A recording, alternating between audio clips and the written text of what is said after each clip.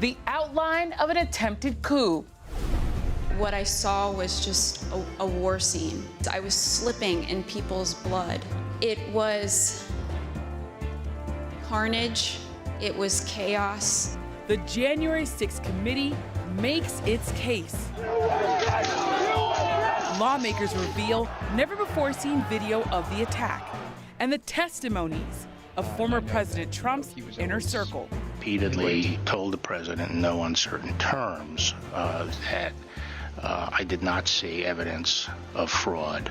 Plus, tonight, I say this to my Republican colleagues who are defending the indefensible. There will come a day when Donald Trump is gone, but your dishonor will remain. New details about the actions of Trump and fellow Republicans. Still, a key question remains. What impact could this have on our divided democracy? Next. This is Washington Week. Corporate funding is provided by...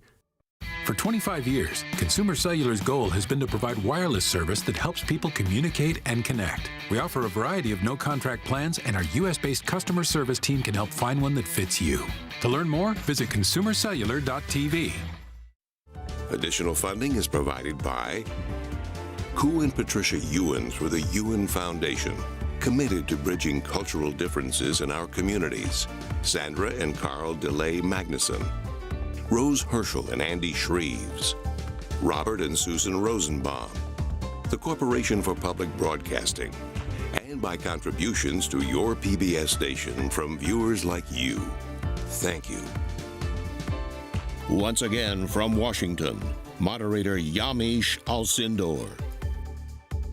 Good evening and welcome to Washington Week. After a year of hearings behind closed doors, the January 6th committee publicly laid out its key findings for the first time. The primetime hearing featured new details and graphic new video of the violence from that day. Included never-before-seen clips of former President Trump's inner circle testifying that they tried to convince the president to stop spreading lies about the election. Here's their thesis. The violence on January 6th was not spontaneous. Instead, it was the result of a sprawling, months-long conspiracy by former President Trump and his allies. The committee argued Trump wanted to subvert the Constitution and unlawfully remain in power. Take a listen to committee chairman Benny Thompson. January 6th was the culmination of an attempted coup, a brazen attempt, as one rioter put it, shortly after January 6th, to overthrow the government. The violence was no accident. It represented Trump's last stand, most desperate chance to halt the transfer of power. Congresswoman Liz Cheney, the vice chair of the committee and one of only 2 Republicans serving on it, said this was a sophisticated, deadly plan. Aware of the rioters' chance to hang Mike Pence, the president responded with this sentiment, quote, "Maybe our supporters have the right idea. Mike Pence, quote, deserves it." Committee members warned American democracy remains in danger. Now tonight, joining me to discuss this and more, Alex Burns, national political correspondent for the New York Times. He's also co-author of the book, This Will Not Pass, Trump, Biden, and the Battle for America's Future. Ryan Reilly, justice reporter for NBC News. And joining me here in studio, Leigh Caldwell, Washington Post live anchor and the co-author of the Early 202 newsletter, and Nikole, Killion, congressional correspondent for CBS News. Thank you, all of you, for being here on this historic Friday, really.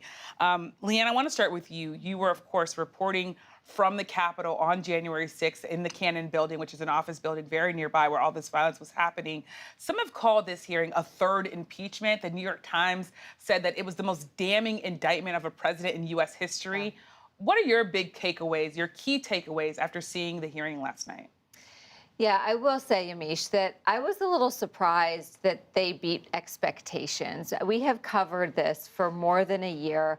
I was there on January 6th. I was not in the Capitol, but I was in the office building ready to go on camera when I worked for NBC News. And we were evacuated because we were so close to the RNC where there was the pipe bomb. And I have covered this, and I've seen a lot of video. I've seen a lot of police officer video, and there was still new stuff last night. And that is something that I was not expecting. So I think that the committee did a pretty good job and compelling job of telling that story last night. And Nikole, you think about the idea that what Leanne said, they surpassed expectations. Lawmakers painted this picture of former President Trump as almost a radicalizer in chief this time.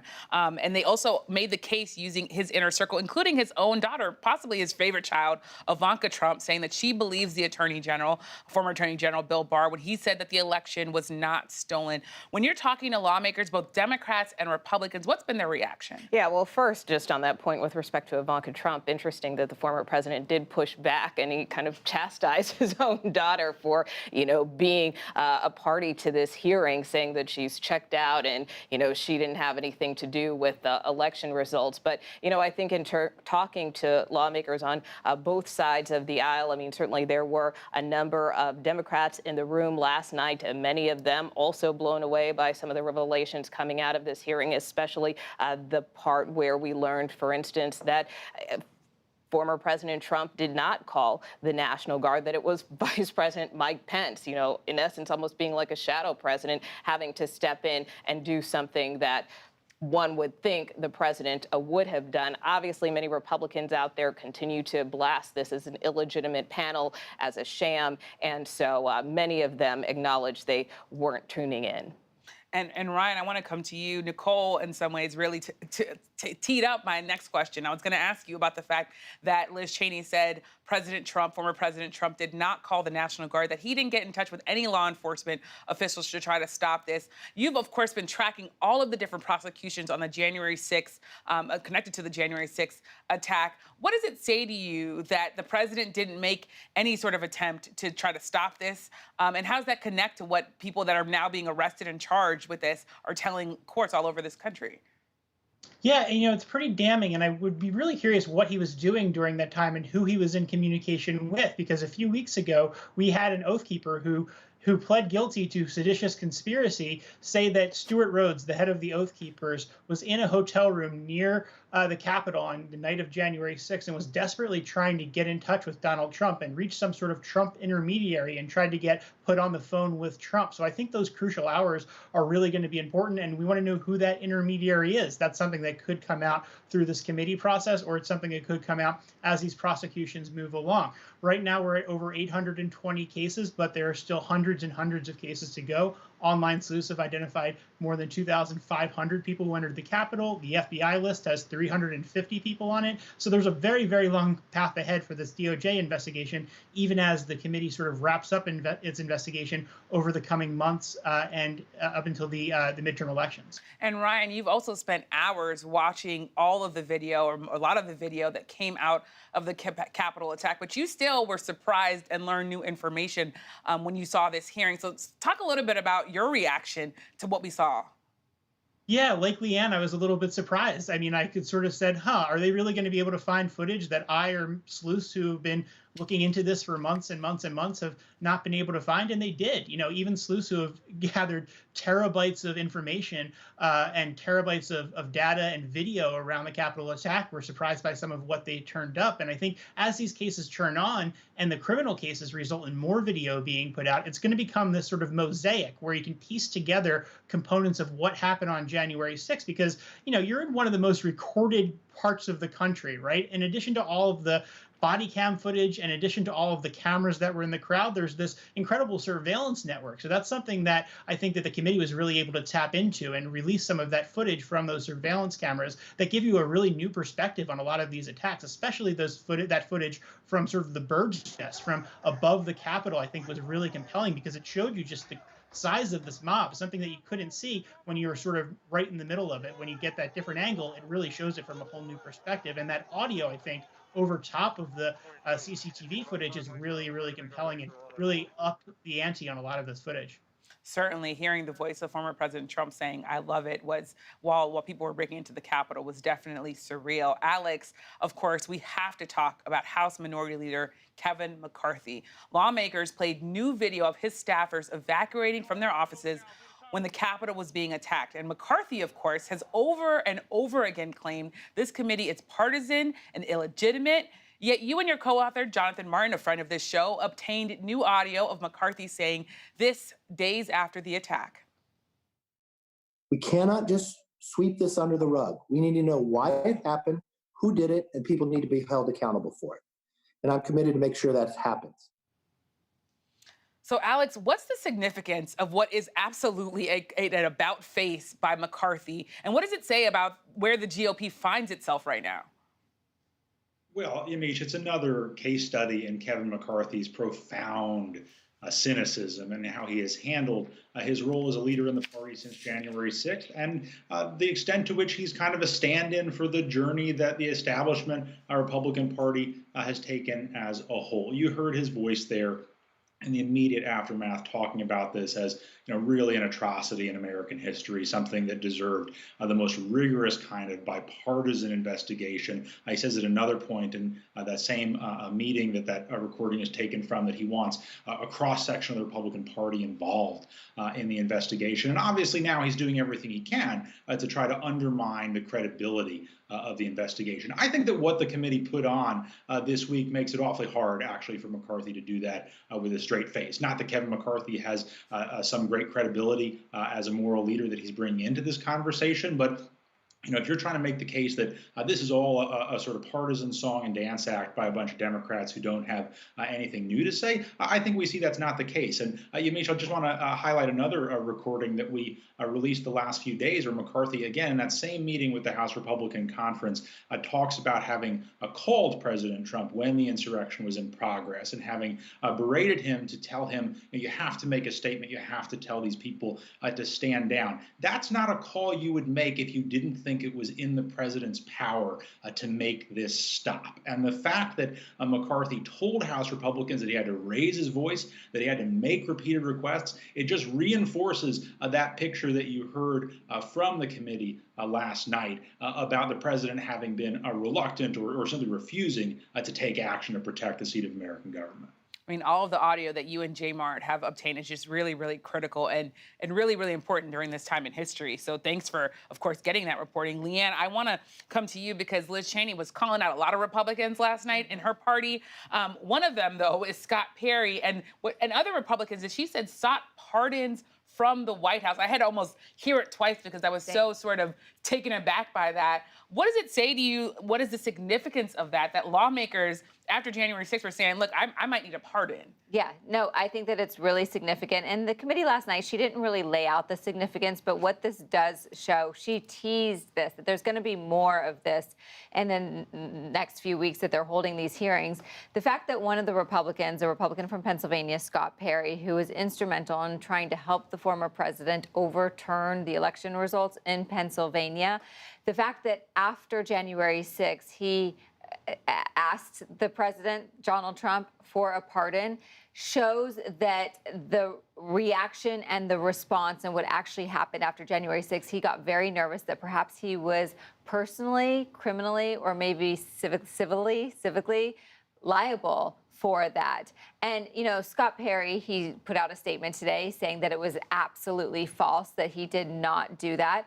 But I don't think that the committee, they are very concerned about overreach. They've done that a little bit in the past, and it's really bit them. And so I don't think that they would have put that out there if they do not have evidence. Yeah. Something else I need to ask you about, and that is Capitol police officers and this sort of lingering trauma on Capitol Hill. We saw Caroline Edwards talking about slipping in blood. She also talked about seeing Officer Brian Sicknick, who then died the next day after the Capitol attack, looking pale and in distress. You obviously walk those halls every day. Talk about the lingering trauma and what officers are dealing with. Yeah, it hasn't gone away yet. I mean, last night in the hearing in the first row, you saw Harry Dunn weeping throughout. You saw other members of the D.C. Metro Police Officer and Capitol Police Officer also very pained. There was widows in that first row as well of their husbands who had died or partners who had died in response to January 6th.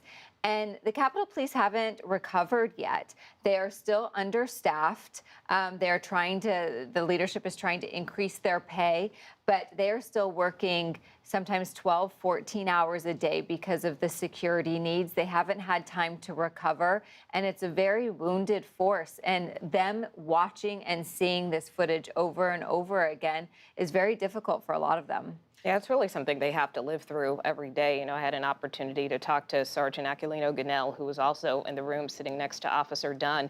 And, he told me even kind of everyday things can trigger this, right? Like he tries to avoid certain parts of the Capitol because it brings back memories. And even now, more than ever, with the Capitol being reopened to the public, sometimes it makes him a little skittish because if somebody's approaching him, generally he's used to helping the public. But in light of what happened, depending on, who might approach him, it does give him some pause on occasion. And he's still recovering from his injuries, both physically and mentally. He's on restricted duty. So, a lot of people don't realize behind the scenes, and not just many of these officers, but many of the lawmakers too. Some of them that I've talked to have also gone through therapy after this. So it is a trauma that has lingered, not just for these officers, not just for lawmakers, many staffers, journalists as well.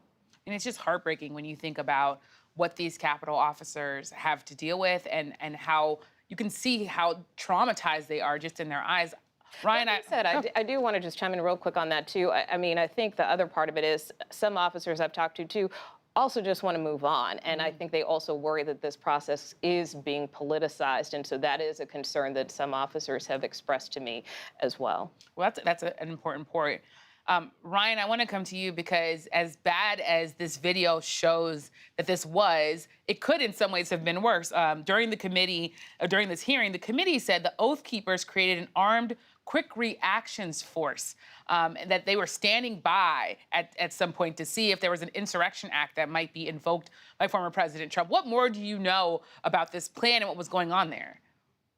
Yeah, so there was actually some weapons that were stored outside of D.C. in Virginia at a hotel, basically that were waiting and ready to go in case Trump invoked this Insurrection Act. So that's basically what Stuart Rose was allegedly trying to do on the night of January 6th, was to get in touch with Trump, say, hey, invoke the Insurrection Act, and we're going to come in and we're going to basically help take over. Obviously, he never got through to Trump, but I think that the person that he tried to reach is obviously of great interest to the committee as well as to federal prosecutors. And, in terms of the trauma and where this investigation stands in general, next week at the same time as this committee hearing is going to be happening on Monday, actually, Officer Eugene Goodman, who was chased up the stairs by that mob, is going to be offering his first testimony in a case. He'll be testifying in the case, the bench trial involving two defendants, including one who carried a Confederate flag right outside the the Senate chamber on January 6th. And that's one of these cases that is moving forward. This will be in the first,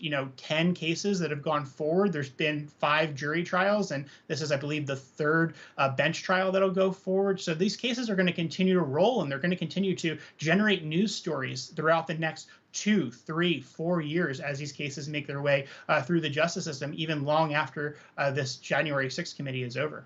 And Alex, I want to come to you because the other thing that happened during the hearing is that there was audio and video of Jason Miller played. He was explaining that there was a person on the Trump campaign, a data manager essentially, that told former President Trump that he was going to lose. So when you hear stuff like that, I wonder, what's your sense of this committee's ability to effectively make the arguments for some sort of criminal complaint, some sort of thing that ends up with people being charged here, or is that just not on the table? No, I think we have every reason to believe that it is on the table. Look, I think that part of the job that the committee is doing right now, I think this is getting covered to a great degree as a sort of a political performance to try to shift public opinion and grab the nation by the lapels and direct their attention to the horror of what happened on January 6th. But look, I'm not making any predictions about what their final actions in this investigation will be. But if they were going to make criminal referrals against somebody like President Trump or people very, very close to the President of the United States for essentially trying to overthrow the American government, subvert the Constitution, engage in a massive criminal conspiracy, boy, do you have to lay the predicate for that with the American public, with American elites, with the people who participate in the criminal justice system, because we've never seen anything like that happen before in American history. We do not have a great record in this country of holding our former presidents accountable, even for their most egregious misdeeds. And so, Yamiche, I think that when you see them beginning to lay out the ways in which former President Trump knew in real time, or should have known in real time, that the stuff he was saying was false and the steps he was taking or attempting to take were illegal. Look, if they were going to make a criminal referral, that's certainly stuff they would have to do before getting there. And Leanne, the other big part of this is when you think about the criminal complaint and the case they're building is, can lawmakers break through? We saw that at least 19 million people, based on preliminary data, tuned into this. It's less than people that turned into the State of the Union, but more than people who watched the first impeachment. That being said, inflation just today is getting even worse, and may it deepen even more. So what's your sense of lawmakers' concern of breaking through to Americans who are juggling so many other challenges? Well, as far as Democrats are concerned, they are under no illusion that this is what voters are going to head to the polls over. I had reporting that just last month, Speaker Pelosi told her colleagues in a closed-door meeting that she told them House Democrats are stewards of democracy, but that is not why voters are going to vote. They are going to vote on inflation and gas prices. And so they are very realistic about this, but they think that they still have to move forward with this because it is important. Meanwhile, Republicans know this as well, are really playing into it. And part of their response, their counter-programming to all of this, is saying, why isn't Speaker Pelosi holding primetime hearings about inflation? That is what Americans care about. So there's an acknowledgement from both parties that economic issues are politically important, but the Democrats think that the democracy is important to keep track of. And Nikole, really quickly, in the last 30 seconds we have here, lawmakers are trying to say that the future of democracy is at risk here. So there are going to be more hearings. What are you going to be looking out for in the days ahead? Well, basically what we're going to see in this next round of hearings next week, there are 3 in total, is more about the former president's efforts to peddle this big lie and the extent to which he tried to pressure his own Justice Department, his own vice president even, to overturn the results of the election. We're also going to see some local state officials testifying from Georgia about what the president tried to do there to try to pressure them to overthrow the election. I want to thank our panel for joining us tonight and for sharing your reporting. Leanne, Nikole, and I will continue our conversation on the Washington Week Extra. We'll discuss the Senate's bipartisan efforts to address gun reform following recent mass shootings. Find it on our website, Facebook, and YouTube. And on Saturday's PBS News Weekend, a look at the wider impact of the Capitol attack and its impact that it's had on American life and culture. And finally, we are mourning the death of Ken Bodie, the 6th moderator of Washington Week. He also worked at NBC News and CNN. Our hearts are with his family and friends. Thank you for joining us. I'm Yamiche Alcindor. Good night from Washington. Corporate funding for Washington Week is provided by Consumer Cellular. Additional funding is provided by Koo and Patricia Ewan through the Ewan Foundation, committed to bridging cultural differences in our communities. Sandra and Carl DeLay Magnuson, Rose Herschel and Andy Shreves, Robert and Susan Rosenbaum, the Corporation for Public Broadcasting, and by contributions to your PBS station from viewers like you. Thank you.